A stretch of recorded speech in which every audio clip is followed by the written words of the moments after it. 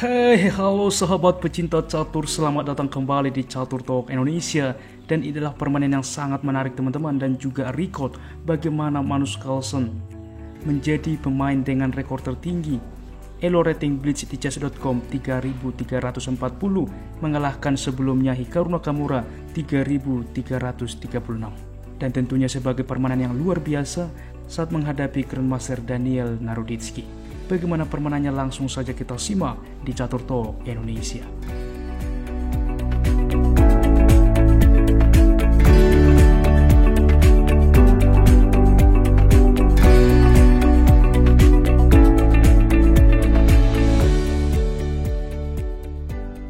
Baiklah teman-teman, di sini Magnus Carlsen putih melangkah dengan pion ke 4, dibalas pion ke E5, kuda ke F3, kuda ke C6, dan gajah ke B5, sehingga permainan Ruy Lopez di papan.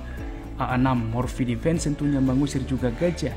Gajah mundur ke A4 dan kuda ke F6 mengancam pion sentral. Rokade saat ini membawa juga benteng ke depan, maka gajah ke E7 mempersiapkan juga rokade. Benteng ke E1 tentunya mensupport pion saat ini, lalu pion ke B5 mengusir gajah, mempersiapkan juga ke depan fianchetto gajah. Gajah ke B3 mundur, lalu D6 tentunya mensupport juga pion sentral ke depan. Pion ke C3 di mana selain juga mengontrol kotak penting, juga membuka ruang bagi gajah. Rokade berlanjut, lalu H3 saat ini. Kuda ke A5 selain menekan gajah, juga memajukan pion file C. Gajah mundur ke C2, lalu tentunya pion ke C5, fokus rencana dari hitam. Kita melihat bagaimana pion-pion hitam menyerang dari sayap menteri. D4 langsung juga mendobrak petak sentral. Kuda ke D7 saat ini mensupport juga. Variasi tertutup dipilih Magnus Carlsen dengan memainkan D5 tentunya. Pion D5 juga mencegah kuda kembali ke depan ke petak penting C6.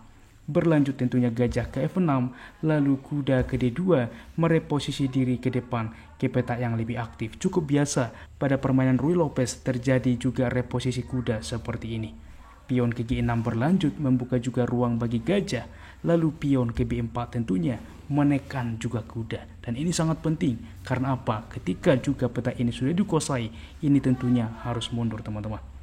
Kuda ke B7 berlanjut, lalu pion ke A4 menyerang juga pertukaran ke depan. Langkah kuda memang juga memungkinkan, tetapi ke depan akan diusir kembali, sehingga saat ini diputuskan Daniel Naroditsky dengan pion C memukul pion B. Oke, maka pion menerima kembali, lagi-lagi pertukaran juga pion. Gajah menerima juga menekan kuda ke depan. A5 saat ini menawarkan juga pion. Gajah ke C6 dimainkan. Kita lihat bagaimana juga kuatnya gajah ke depan, yang bahkan pion ini juga ke depan dimajukan ke petak B5 untuk tetap mensupport gajah. Benteng ke B8 menghindari juga pinang dari kuda, sehingga kuda ke depan dapat mereposisi diri. Pion ke B5 fokus rencana sebelumnya, maka kuda ke B6 teman-teman. Gajah ke A3 dimainkan menekan juga pion, juga mengaping pion. Sebelumnya apa yang terjadi? Jika gajah memukul kuda, tentunya ini tidak baik karena memberikan gajah yang cukup kuat terhadap kuda yang cukup lemah. Walaupun terlihat untuk juga mengurangi defender terhadap pion, benteng menerima. Masalahnya teman-teman, kuda akan memukul pion. Di sini juga mengembalikan pion, membuka juga menteri, mengancam benteng, dan ini pun kembali posisi sebanding. Dan oleh sebab itulah kita kembali di dalam posisi seperti ini. Gajah ke A3, maka berlanjut dengan A4. Menteri ke C2, lalu gajah ke E7, mensupport juga pion ke depan. Kuda ke C4, menekan lagi-lagi pion, menawarkan kuda.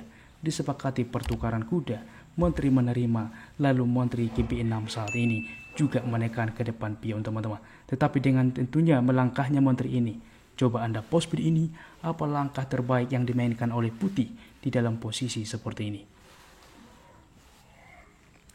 Bagaimana teman-teman? Selamat bagi Anda yang bisa menemukan langkah itu. Kuda memukul pion sentral, dan kita lihat apa yang terjadi.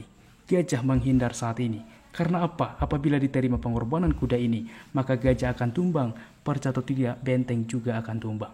Oleh sebab itulah di sini dimainkan gajah ke F6. Lagi-lagi teman-teman, langkah yang cukup menarik, mengorbankan benteng, menarik mundur kuda teman-teman. Sangat-sangat menarik. Gajah menerima pengorbanan, benteng menerima. Kuda ke C5 saat ini menekan juga pion ke depan, maka gajah memukul kuda. Menteri menerima menawarkan endgame pertukaran, maka disepakati menteri memukul menteri pertukaran. Kita lihat bagaimana ini ke depan menjadi pion bebas. maka benteng juga memukul pion, lalu gajah ke B7 menawarkan gajah. Tetap juga dipertahankan gajah karena apabila diterima ke depan, mempersolid juga gajah satu sama lain. Kuda ke E5 dimainkan, memforking benteng ke depan. Benteng menghindar menawarkan, disepakati teman-teman. Gajah menerima dan raja ikut membantu ke depan, menekan juga pion yang tidak bisa diselamatkan. F5 dimainkan, membongkar juga membuka benteng ke depan. Kuda ke D7 mengancam benteng. Benteng ke D8, lalu kuda juga langsung mengancam gajah. Gajah saat ini ke B7, langkah yang cukup menarik karena serba salah. Apabila diterima gajah ini, saya bilang sebelumnya bahwa pion ini tak terhentikan promosi karena juga disupport oleh kuda. Semisal benteng berpindah, maka C7 teman-teman, kuda dikorbankan, pion akan promosi. Peta ini juga disupport oleh kuda, maka pion tak terhentikan promosi. Di sini pun posisi putih menang telak. Kita kembali di dalam pose seperti ini. Gajah ke B7 sebuah langkah yang menarik, maka diterima dengan juga lanjutan benteng ke B8. Simple saja, gajah mundur ke posisi semula, mendapatkan juga kuda dari hitam. Dan E5 saat ini dimana juga menuju promosi. Raja menghentikan, raja ke E2 ikut membantu juga tentunya menekan pion ini ke depan. Benteng ke B8, karena apa? Tiada lagi langkah signifikan yang bisa dilakukan oleh hitam. Raja ke D3 dan setelah langkah ke-39 raja ke D3, di sini juga hitam menyerah teman-teman. Karena posisinya juksuang. Apa yang bisa dimainkan apabila dilanjutkan? Benteng kembali, raja akan juga mengancam pion, benteng kembali, raja memukul pion, dan 3 pion bebas ini ke depan tak bisa dihentikan. Dan kita lihat inilah teman-teman salah satu juga permainan Magnus Carlsen yang menjadikannya memiliki elo rating tertinggi di chess.com 3340.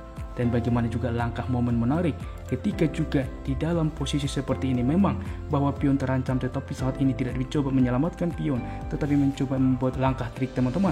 Akan tetapi langkah menteri ini meninggalkan gajah sehingga cukup jeli juga dalam waktu yang cukup singkat. Magnus Carlsen juga dapat menemukan langkah brilian saat ini mengorbankan kuda karena apabila diterima gajah tumbang dan bahkan benteng tumbang. Sangat-sangat menarik sehingga juga ia memenangkan permainan berikut tingkat akurasinya. Ulasan permainan dari komputer menunjukkan bahwa tingkat akurasi Magnus Carlsen cukup tinggi teman-teman dengan satu langkah brilian 97,7% dan lawannya Daniil Naroditsky 90%.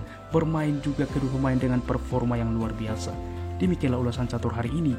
Jika kawan-kawan suka, please like, komen, dan juga subscribe yang membuat kami semakin bersemangat lagi di dalam mengupdate konten catur menarik lainnya. Apabila ada saran ke depannya juga request, jangan ragu tuliskan di kolom komentar dan kami akan berusaha membuat requestan dari Anda. Salam Catur Talk Indonesia, sampai jumpa di berikutnya. Keep sharing and keep loving. Bye-bye.